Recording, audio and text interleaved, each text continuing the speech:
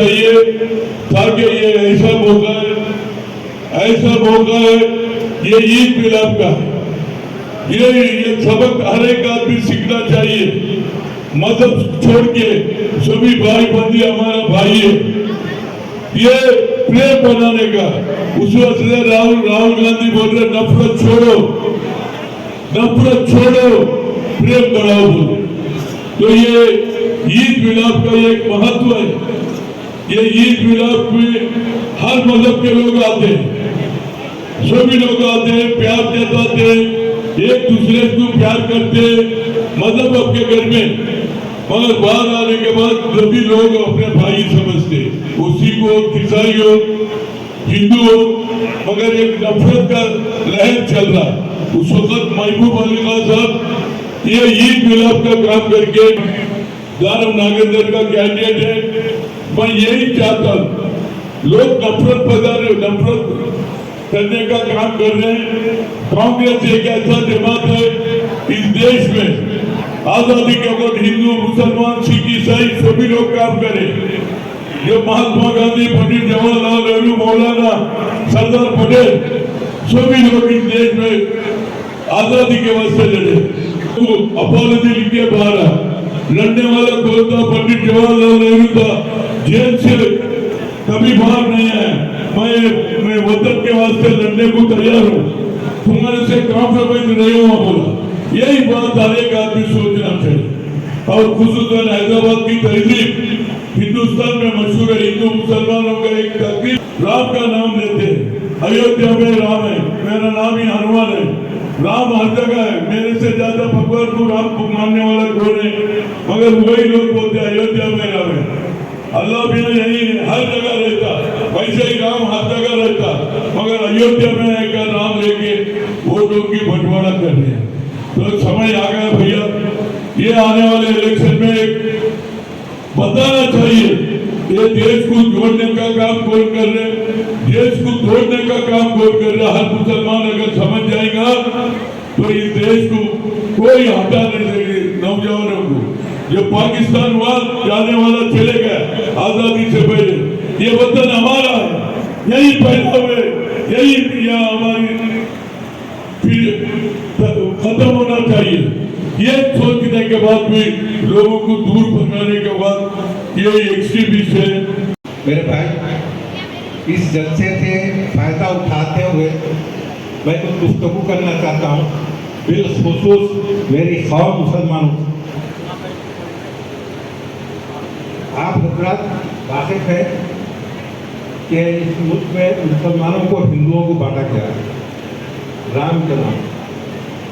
अल्लामा इकबाल शायर मशरिक़, उन्होंने तो राम के नाम पर नज़म लिखी है, मुझे पूरी नज़म याद नहीं है, लेकिन राम को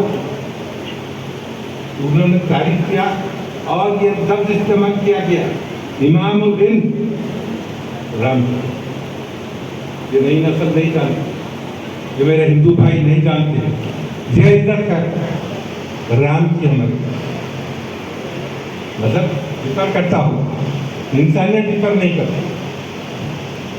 मेरे भाई, कई किस्म के इल्जाम लगाए गए आपके हुक्म के साथ। एक और शेर अल्लामा इकबाल का, तू समझा है पत्थर की मूर्तियों में खुदा है, खाक के वतन का जर्रा जर्रा मुझे धोखा। अब आप अंदाजा लगाओ ये किन जज्बात की बात करते हैं, ये अशार किस जज्बात की गम्माजी करते हैं। यह है कि हमारी नई नस्ल ये हमारे लिटरेचर से दूर हो गई, नहीं पढ़ती है, और हमारे हिंदू भाई नहीं जानते हैं जितनी इज्जत आप राम की करते हैं, खुदा की कसम हम भी करते हैं। वरना हमारा अल्लामा इकबाल जो शायर मशरिक़ है, उसको इमाम हिंद नहीं बोलते। हो सकता है कि आप उसको भगवान जानते होंगे, हम भगवान नहीं जानते, लेकिन इज्जत तो हम करते हैं। इसी तरीके से जो बात में आगे बढ़ना चाह रहा हूँ, वो ये इलेक्शन में मुसलमानों की जिम्मेदारी। ये बात याद रखिए कि इस इलेक्शन मुसलमानों के लिए सबसे ज़्यादा अहमियत का हामिल, बल्कि मैं कह दूँ कि गुज़िश्ता 70 साल में मुसलमान कैंडिडेट खैरताबाद एमएलए जनाब जहांदारम नागेंद्र को यहाँ पर इनवाइट करने के लिए मैं नवाब महबूब अली खान साहब को और उनके बेटे मुजाहिद आलम साहब खान को मैं शुक्रगुजार हूँ। ये कोई पॉलिटिकल जलसा नहीं है, मगर मैं सबसे एक ही बात गुजारिश करना चाहता हूँ, जब राम और रहीम दोनों दोस्त हो सकते हैं तो अब हिंदू और मुसलमान कई को दोस्त नहीं हो सकते बोल के मैं आप लोगों से सबसे मैं गुजारिश करता हूँ। आज थोड़े पॉलिटिकल पार्टीज आके ये बात बोल रहे हैं कि अपने बीच में डिवीजन लाने की कोशिश में है। पूरा तेलंगाना में आप देखिए पूरे आवाम कांग्रेस की तरफ से था, मगर यहाँ पर थोड़ा डिवीजन लेके आके यहाँ पर थोड़े सीटों में कांग्रेस पार्टी परफॉर्म नहीं कर सका। मगर आज तेलंगाना स्टेट में कांग्रेस पार्टी की सरकार है। मैं आपको एक बात याद दिलाना चाहता हूं, जब राजशेखर रेड्डी साहब की सरकार थी, राजशेखर रेड्डी साहब ने आपको 4% का रिजर्वेशन का प्रॉमिस किया और 4% रिजर्वेशन आपको दिया। यही केसीआर साहब आपको 2014 में 12% का रिजर्वेशन का प्रॉमिस किया। आपको याद रहना चाहिए 10 साल सरकार में था, 1% रिजर्वेशन भी नहीं बढ़ाया और उल्टा रिजर्वेशन को कम करा, क्योंकि उनका बड़ा भाई दिल्ली में बैठा था, उसके इशारों पे यहाँ पर केसीआर नाच रहा था। जब ये 10 साल केसीआर उनकी गुलामगिरी कर रहा था, आपका 4% रिजर्वेशन को 12% रिजर्वेशन किस लिए नहीं किया बोल के मैं आपसे सबसे गुजारिश करता हूँ। जब उनको बेटे को मुख्यमंत्री बनाने के लिए जाके केसीआर मोदी के सामने झुक सकता है, आपके 12% रिजर्वेशन के लिए केसीआर किस लिए मोदी को कहीं को नहीं पूछा बोल के मैं आपसे एक बात की गुजारिश करता हूँ। मैं एक ही बात बोलता हूँ, अपने को यहीं पर जीना है और यहीं पर मरना है और सबको साथ मिलके जाना है, साथ में अपने को जिंदगी गुजारना है। अभी अपने ऊपर अपना कोई भी ईद हो तो हिंदू के ईद होने दो या मुसलमान का होने दो या क्रिश्चियन का होने दो, आप लोग सब जने मिल बांट के एक घर में जाके उनका घर का खाना खाते हैं। मेरा घर में दावत हो तो मुजाहिद भाई आता है, उनके घर में दावत हो। के लिए आज हिंदुस्तान की जमहूरियत खतरे में, कोई मुस्लिम नहीं, कोई हिंदू नहीं, पूरी हिंदुस्तान की जमहूरियत, हिंदुस्तान की कॉन्स्टिट्यूशन खतरे में आज। इसीलिए वो लोग पूछते हैं मजहब के नाम पे वोट, हम पूछते हैं इंसानियत के नाम पर। इसीलिए हम लोग इंसानियत के नाम पे अगर कोई पूछता है तो कांग्रेस का रवैया रहा, कांग्रेस की जो तारीख गवाह है, हिंदुस्तान की हिस्ट्री गवाह है। हमेशा कांग्रेस अगर किसी को, मुसलमान को अगर एक आंख से देखती है तो हिंदू भाई को दूसरी है। यह है कांग्रेस की हिस्ट्री और कांग्रेस के आइडियोलॉजी, कांग्रेस की सिद्धांत। लेकिन आज इस हालत को देखते हुए कभी कभी हमको भी डर लगता है, कैसे हम लोग इस जमहूरियत को बचाएंगे, कॉन्स्टिट्यूशन को बचाएंगे, जिस शिद्दत के साथ जो हमारे डॉक्टर बाबा साहेब अम्बेडकर ने कॉन्स्टिट्यूशन लिखा था। हिंदुस्तान के अंदर आम आदमी के अंदर एक कॉन्स्टिट्यूशन लिखने के लिए कोई गरीब आदमी, पिछड़ा वर्ग का अगर कोई पढ़ना चाहता है तो उसको जो है स्कूल के क्लास के बाहर बिठाया गया। ऐसे कई वाक्य है हिंदुस्तान के हिस्ट्री के अंदर। इसीलिए इन सारी चीजों को देखते हुए, ऐसे हालातों को देखते हुए, इन हालातों को मद्देनजर रखते हुए डॉक्टर बाबा साहेब अम्बेडकर ने जब कॉन्स्टिट्यूशन लिखने को बैठा, उनको मौका मिला अल्लाह के करम से, तो कॉन्स्टिट्यूशन में उन्होंने लिखा हिंदू या मुसलमान हो, माइनॉरिटी हो, सबके लिए एक दर्जा मिलना चाहिए। यह है हिंदुस्तान एक डेमोक्रेटिक कंट्री है। आज हिंदुस्तान के एक मुसलमान का कितना भी हक हो, हिंदू का भी उतना ही हक है।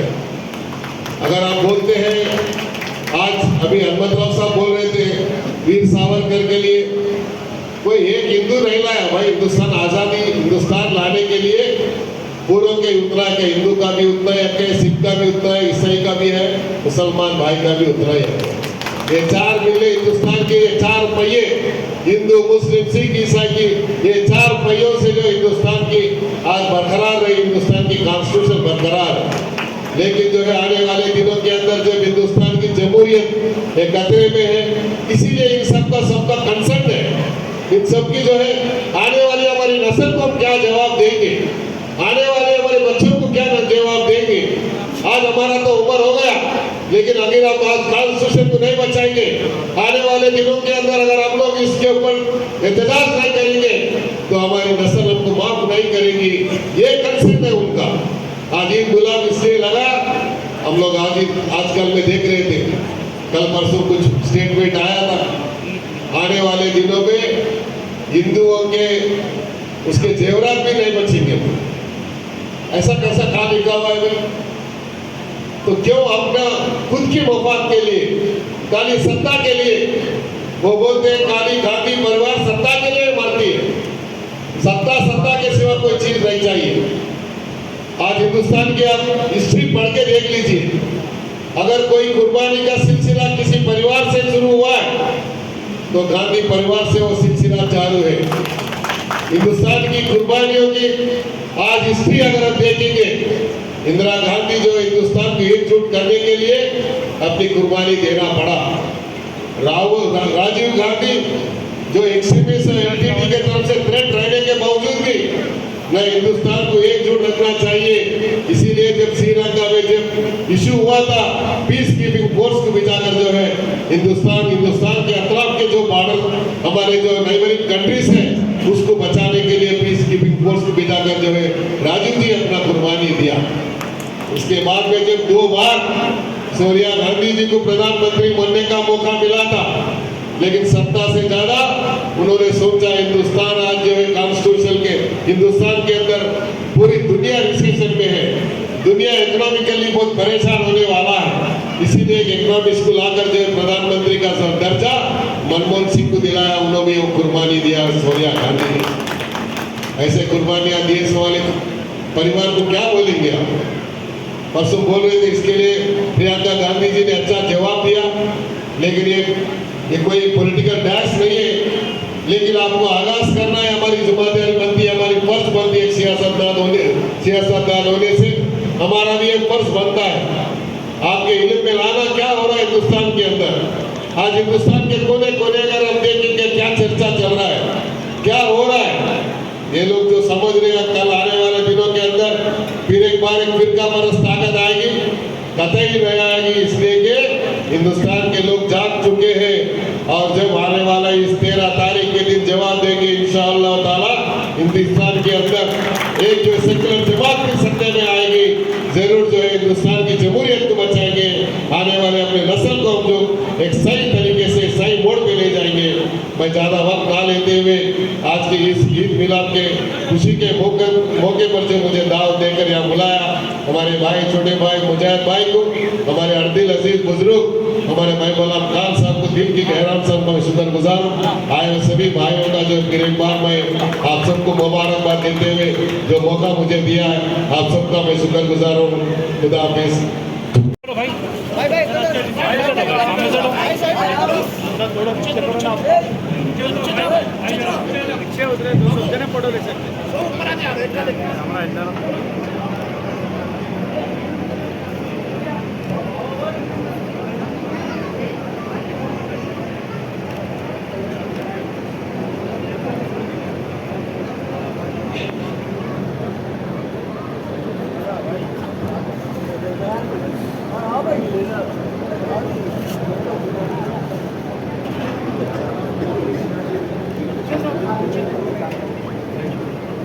माशाअल्लाह हमारे जनाब नवाब मुजाहिद अली खान साहब, आलम खान साहब वाले मेहमानों का शुक्रिया अदा करते हुए उनकी शालपोशी फरमाते हुए लेके जाते हैं। अल्लाह ताला हमारे इन दोनों